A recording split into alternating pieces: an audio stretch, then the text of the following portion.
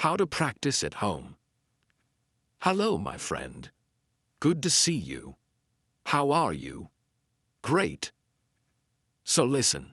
Today I am going to give you lots of ideas about how to practice speaking English when you are alone at home. Home Alone sounds like a film. Are you ready? Let's do it. So listen. Today we're going to be looking at how to practice speaking English when you are alone at home. It's not so easy for many people, right? Because maybe you don't have any native English speakers in your city. Maybe there are no tourists that you can go and harass. Maybe there are no groups locally where you can go, chat, and speak English. And maybe you're not ready to go on Skype and try to find some random English person to chat with, somebody you don't know. I mean, that can be quite hard, especially if you're a little bit shy like me. So, what I want to do today is share with you lots of ideas about how you can practice speaking when you're on your own at home alone, right? Good. Now, if you do know me, you may be thinking, what's that strange orange block over there? That wasn't there before. True. And this is my meditating mat. Sometimes where I sit and meditate. Sometimes I don't sit on the wall. I'm just tidying at the moment, so I couldn't find a place to put it. So right now, it's over there. Okay, the truth about speaking is that, yes, you can watch videos, you can watch films, you can listen to podcasts. All of that is great. But at some point, you need to start speaking. You can speak on your own, but also later, you'll need to start interacting and practicing speaking with people. But that's not always easy to do.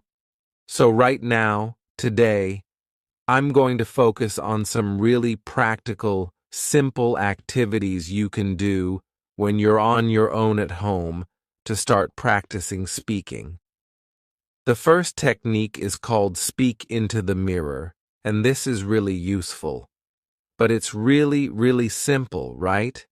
It's easy because you can do this first thing in the morning when you're brushing your teeth. Or, well, you can't speak and brush your teeth, but just before you brush your teeth. And in the evening before going to bed, when you wash your face. What do you mean you don't wash your face in the evening? Why not? My mother always told me, make sure you wash your face, clean behind your ears, wash your neck, scrub your neck. Yeah, wash your face before you go to bed. It takes all the dust and pollution off your face, apparently. Anyway, that's a great time that you can do it. And this is good, because the key to learning and preparing for I is habit, right? If you can attach your learning to an existing habit, brushing your teeth or washing your face, then it makes it much easier. Now, I used to do this when I was learning Chinese. In the morning after brushing my teeth, I would just have a few sentences talking about what I'm going to do today in the future. Right? Speaking Chinese. Today, I'm going to go to the park. I need to go to the supermarket. I'm going to buy some vegetables. I'm meeting Jack at 6 o'clock. I might go to the cinema. All in the future. Brilliant. And then, at the end of the day, you can talk about what you did or what you have done. Today I went to the park, I played football, I went shopping. In the end, I've done a lot. It has been a good day. Right. Past tense, present perfect as well. So you can see, it's actually great to practice different tenses. It's a bit like writing your diary at the end of the day, right? Which is also a great way to practice writing. But this is speaking in front of the mirror. It's nice. It's reflective learning in many ways. Okay, Moving on. The next one I call collocation fun. Right. Collocations are words that are often used together. Like, we talk about heavy rain in English. We don't say big rain. Today there's big rain, there is heavy rain. So, these are collocations. Collocation fun is where we're going to practice speaking using a very common teaching method, really based on the task-based approach to teaching. It's based on prepare, practice, present. So, we'll be preparing the words, the collocations, practicing sentences, and then presenting a whole talk. Now, the reason I suggest doing this in front of the mirror is that actually, there are great benefits to talking to a mirror. First of all, mirrors don't answer back, like young children or wives. But apart from that, when you're speaking in the mirror, you can look at your mouth and see the kind of movements that you're making, which is great. It's useful for pronunciation. You can also check your body language. You may be surprised to see that you speak like that without ever moving your arms, or that you suddenly realize, I'm doing this all the time. That's fine, but being aware of your body language can be quite good. And also, you feel like you're talking to someone. Many people I know, and this happened to me, I practiced for a long time with a book. And when I went to speak to somebody in the foreign language, it was like a shock seeing this face in front of me. Oh my God! But practicing with the mirror, you get used to a face in front of you, right? So it does help. So let's look then. Prepare, practice, and present. Preparing. What I suggest you do here is take a topic, right? A recent topic we were studying in the live lessons was science. Then, get some collocations. You can use your course book if you want. You can get onto the internet. Or you can go to my channel and watch other content, like How to Learn English, My Struggle to Learn English, and others, etc. In here, right, you've got free video lessons. You can go through the free video lessons, and there is a recent one on how to learn English, so you can just listen, right? Download the video. Yeah, we want to download that, and then find in there all the collocations. Look, you've got the notes here, and here you've got collocations, you've got idioms, you've got loads of stuff. And what I would do is take maybe 6 or 7 collocations or idioms like exact science, it's not rocket science, or to be on the same wavelength. And that's the preparation, right? That's step 1. Step 2, in front of the mirror, just make a sentence with it, right? Exact science, well, parenting, bringing up children, is not an exact science. Cooking is not an exact science. Frying an egg, it's not rocket science. It's actually quite easy, right? Then I'm just practicing sentences here. And then in the end, after practice, comes present. I take one of the old Part 2 questions around science. Maybe something like, describe an area of science you're interested in, and then start to talk about it for maybe a minute, trying, if possible, to use some of these phrases and sentences, right?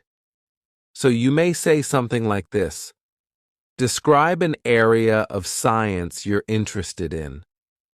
Well, okay, I guess an area I'm interested in actually is cooking. And I know it's not an exact science, but I guess it's a branch of science. A branch of food science, maybe, right?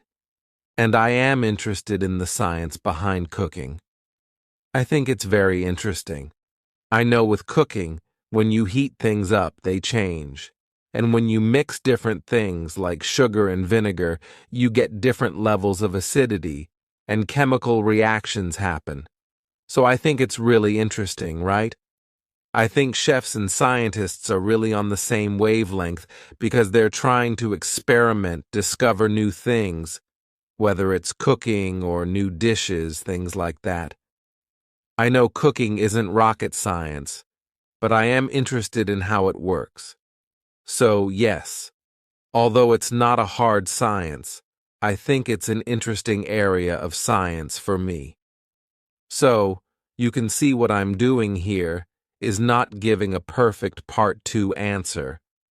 I'm just trying to activate and practice some of these expressions that I've been learning. And that's it, really. So that's it. It's great because preparing the collocations, practicing the sentences, and then presenting a talk is a really tried and tested method. Do it in front of the mirror. It's great. You get everything. You get the contact with somebody, but you can see yourself. You can monitor yourself. It's really, really effective. Collocation fun? Great. I want to go and do it. It sounds like so much fun.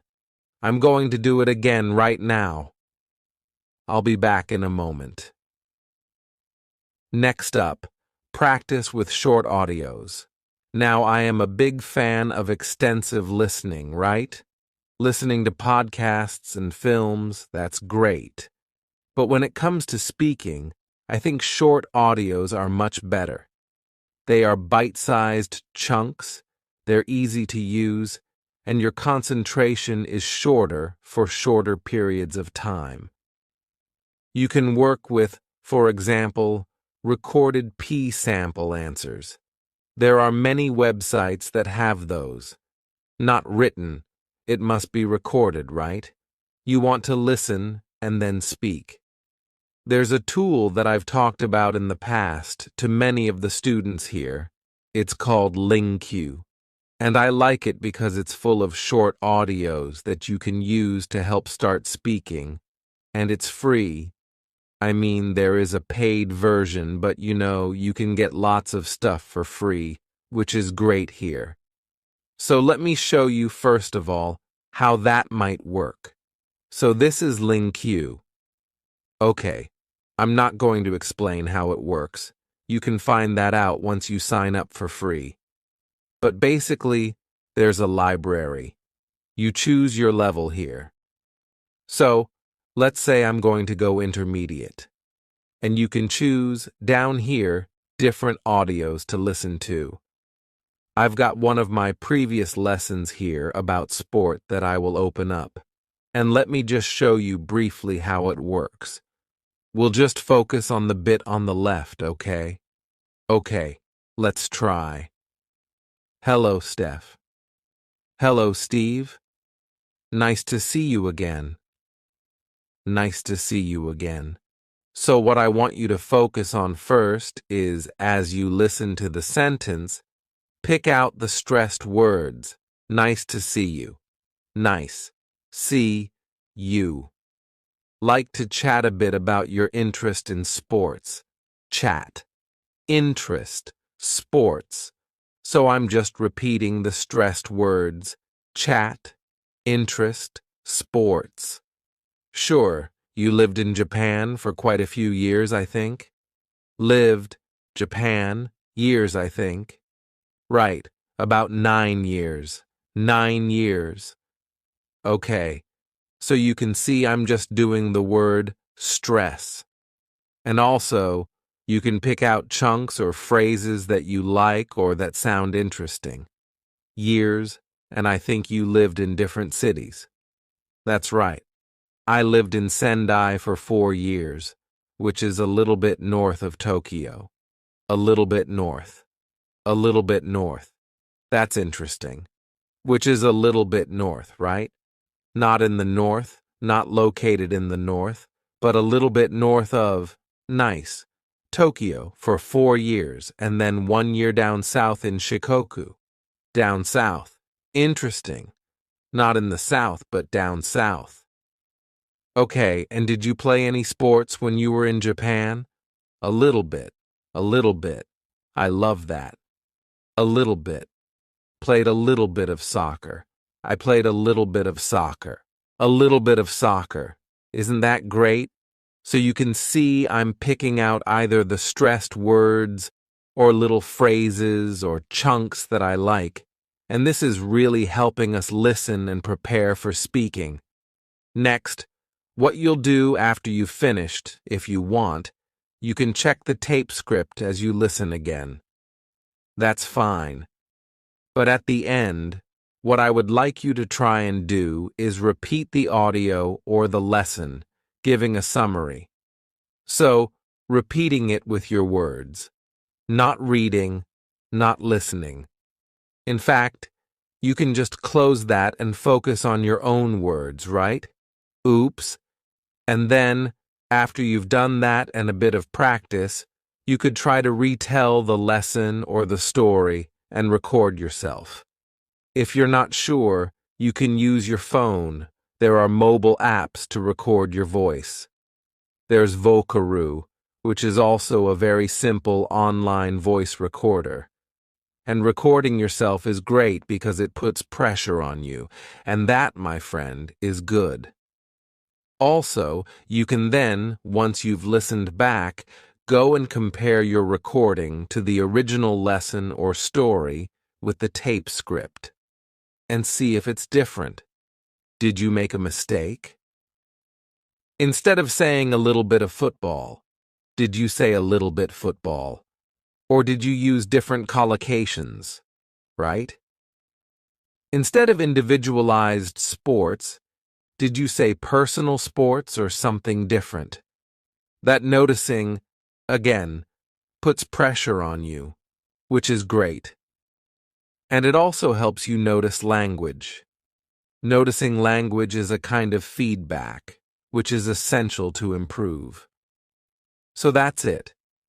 Practice with short audios, right? The next one is really fun, and it's about imitating your favorite English-speaking actor or actress. Okay, so here, when you watch a film in English, take some of the actors that you really like and pretend to be them, right? You're copying their body language, their gestures, their facial expressions, their accent, their voice, their words. You're copying everything. Why does this work? Because it's all about identity. A key part of language learning is your identity as an English speaker. And as students, we often have a mask, or we can create a mask, that we hide behind when we speak a foreign language.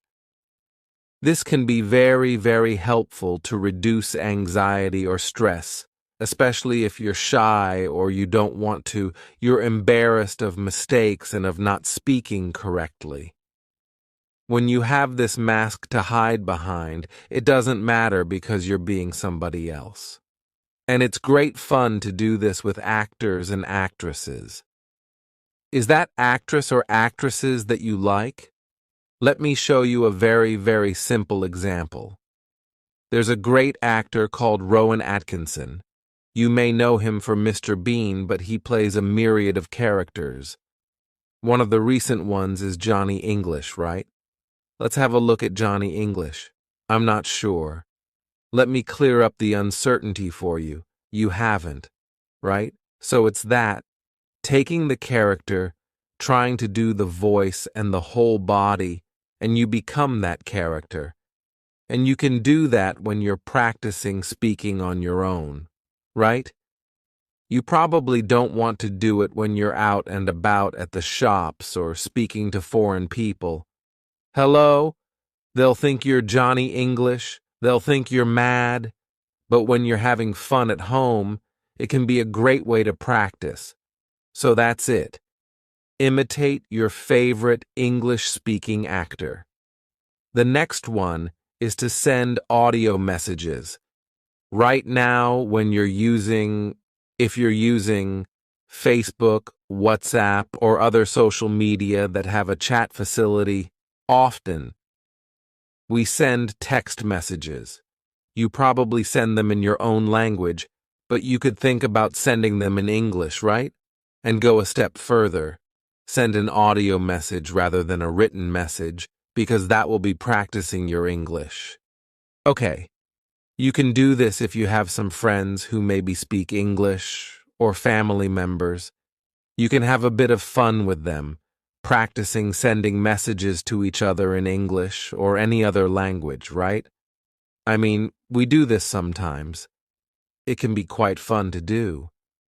And the great thing about sending audio messages is it's not like a live phone conversation where the pressure is there. You have time to prepare, to think about what you're going to say, to record it. And if you don't like it, delete it, record it again. But it doesn't have to be perfect, right? It's just about practice, not perfection. Practice. So sending audio messages is a great way to do it. Next up, imitate the English foreigner. Now, I'm sure most people can imagine or know how English people speak your language, right? If you've got tourists or you've met people from other countries who speak your language, how do the English people speak your language? Take that sound, that accent, and start to use it. So, for example, let's imagine I'm Spanish, right? And I'm thinking, so how do English people speak Spanish? Right? They don't speak perfectly. They speak with an English accent, right? So the Spanish person would try and speak Spanish with the English accent, right? And then switch to English, but keep that accent. Hello, how are you? I'm fine, thank you. Can you hear that?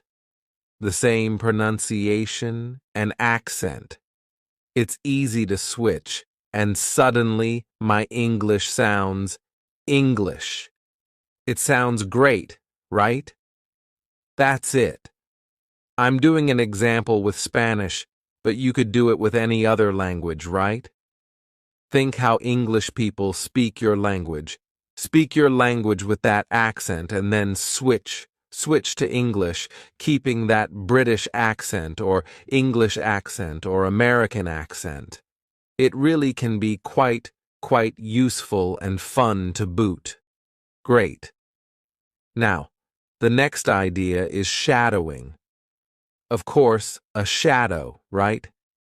If the sun is shining down on the floor behind you, you have a shape the same as you, right? Dark. That's your shadow. The sun leaves a shadow. You leave a shadow. And to shadow someone is to follow somebody. So if I shadow you, it means I'm following you.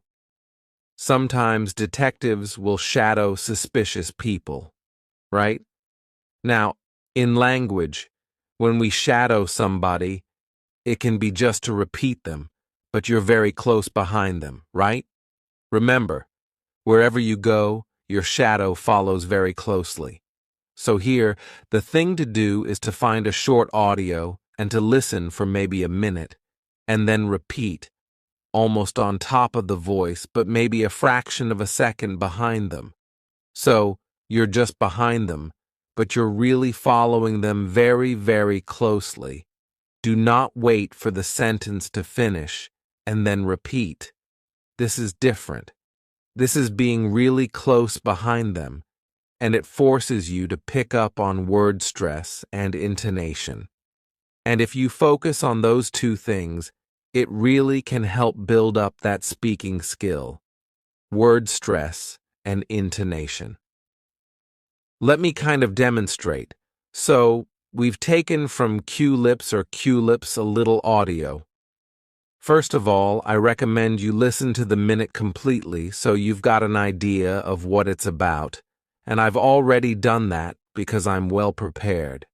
And then, the second time you listen and shadow, let me show you how close we are behind it. I'm going to use my phone so you can hear properly. So, Jeremy, let's get into it. Talk about how to talk about pots, how to talk about movies and music and the kind of artwork that enriches our lives. This topic was suggested to us by one of our listeners, and she sends us email, which I will read for everybody now. It says, "Okay, I think you get the idea, right? So it's different from wait, listen, and repeat. It's shadowing, following closely. At first it's very hard, but the more you do it, the more you'll be noticing word stress, intonation, even accent. I noticed I was picking up a Canadian accent. It's all about, right? That is shadowing. Let's move on. So we've had shadowing. Right now we're going to look at responding. What is responding? Well, put very, very simply, responding is you hear a question, you get an idea, you give an answer, you respond. The biggest problem students have is that they practice. They take a question, they know the question, they've prepared it, and they practice giving answers, right? What happens in the exam? Well, surprise, surprise, in part 3, you get strange questions you weren't ready for. What do you think of globalization? And what do you do? First of all, have something to say about globalization, right? Make sure you've done a bit of research on the topics. Get some ideas. If you don't know, you can always say, "Oh, I haven't thought about that. Let me see." Right. Use a time filler to gain time. Let me see. Use a time filler to gain time. But the most important thing is that in your practice, as well as looking at these topics, you need to practice responding. Because in part 3 in the exam, the biggest problem students tell me is, I didn't have an idea. I didn't know what to say. I wasn't expecting that. I just couldn't get my ideas out and speak. So, you need to practice responding. Where you hear a question, you've got no idea what it is, you get an idea quickly, and you answer. Right? It's a bit of pressure, but as I mentioned before, a bit of pressure is good in your practice. Now, you can do this if you have a speaking partner, really effectively, right? So what you do is, one of you says, "I'm going to bring into our next session 5 questions, and you don't know what they are." The other person does the same. You come into your session, and you ask each other these surprise questions. It's a shock at first, but it's like anything. It's like going down to the gym. You just practice this, and you build up the skill. If you haven't got a speaking partner, you can do a bit of practice on my YouTube channel. Right. If you know my YouTube channel, English Spoken Stories, hidden away in the playlists. Go on the playlists. There's lots here that you've probably never seen. And at the very bottom, you'll see 2 episodes which are very useful for you. Right? And then the next question, let me just play it for you and you'll see. Let's press shuffle, and it plays automatically. Do you like your hometown? Oh, that's a good question. Do I like my hometown? Yeah. I think my hometown, Manchester, which is up in the north of England, is a very attractive place. There's lots of restaurants and shops. It does attract quite a few tourists as well, and they often come in to see the industrial landscape or the football pitches. We have a famous football team called Manchester United. Do tourists like to visit your hometown? Yeah, there are quite a lot of tourists who come to visit my hometown. So, you see what's happening, right? It's just automatically asking me the next question, and I practice responding because I don't know what the questions are. It's shuffle random. So you can practice that. You can also make your own. Right. Set up your own YouTube channel. Don't worry about people finding it, they rarely do. And you just put some questions up with a gap for the answer, and then shuffle, and Bob's your uncle. Fantastic. That's it. The next suggestion is, describe what you are doing. And I know a lot of teachers suggest this as a way of thinking in English, right? So, when you're out and about, when you're out and about, maybe in the park and you're seeing different things, you describe what you see. Now, I suggest you start with words, right? So there you are, out and about in the park, and you see, oh, bicycle, person, path, trees, bag, woman, phone, and you're using words, right? And then, right as you're walking around the park, you make collocations, little chunks of language, right? Riding a bike, a long path, a cluster of trees, the woman glued to her phone, picnic, having a picnic, maybe, right? And then you go on to make sentences. Okay, this is a bit like that prepare, practice, present we mentioned earlier. So you're going from words to collocations to sentences, right? Oh, there's a man strolling in the park. There's a woman riding a bike. And also there are lots of trees. There's a woman glued to her phone, and she looks like she's about to have a picnic. And you go on and on and on, right? Great. You can do it in any context. You can do it at home or when you're out at the shops, wherever. Now you may think and you may say, yeah, but Ariel, you can't go around the streets talking to yourself. People will think you're mad.